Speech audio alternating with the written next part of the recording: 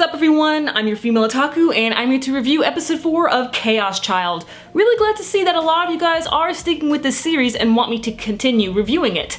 So hopefully things will stay like this for the rest of the series. Sometimes it seems like I'm going to be sticking with a series, but then later on I end up dropping it. I stop reviewing it halfway through because I end up getting less comments or less views. But so far it looks like we have a fair amount, so I think we'll be good for a little while. But anyway, with this episode, we go with an investigation. Taku, Ito, and Onoe are investigating in the facility, and Taku is seeing and hearing things, and he's also having flashbacks. So at first, he was having a flashback of what it looked like someone that he knew, it looked like that she was being tortured and stuff like that, and then he also started seeing very gruesome things, which is like, okay, what the fuck is going on with this guy?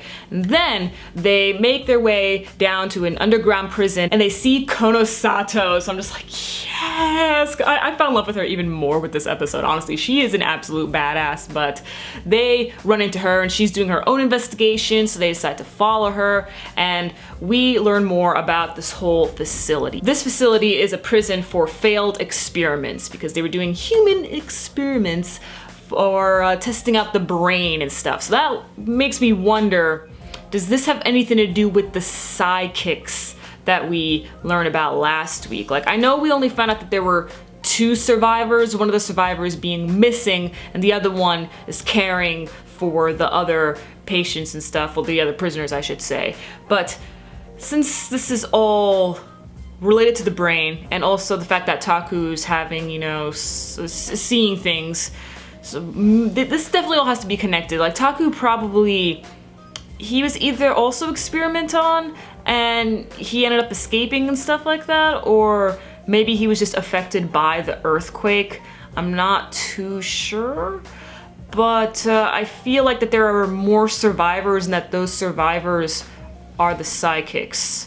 Possibly, not too sure. So this girl that they rescued from the facility could also be a sidekick. So the first survivor, Taku knew her, and she ended up like possibly dying or was just missing out from the earthquake. And then we have this new girl, Ure, who also passed all the experiments, and she's just been caring for the other prisoners and stuff, and she didn't want to leave, but Konosato was all like, nah bitch, you leave this place. That was great. That was great. She freaking knocked her out. I love her. She's absolutely amazing. I also really love Onoe. Onoe, she's an absolute delight to have in a series like this, because to be honest, I personally think Chaos Child is pretty edgy with the bizarre murders, and you know, it's very consistent too. And then, you know, when Taku was seeing things, seeing his friends die in like very gruesome ways, I'm just like I do love me some gore. Don't get me wrong. If you know me, you know I love that stuff. However, I don't like it when it's like forced, and that bugs me, I'm not gonna lie. But I did enjoy this episode, so let me know your thoughts on it and your possible theories on what you think is going on, how the experiments relate to Taku, how the experiments relate to the sidekicks, and things like that. I'm your female otaku, sayonara.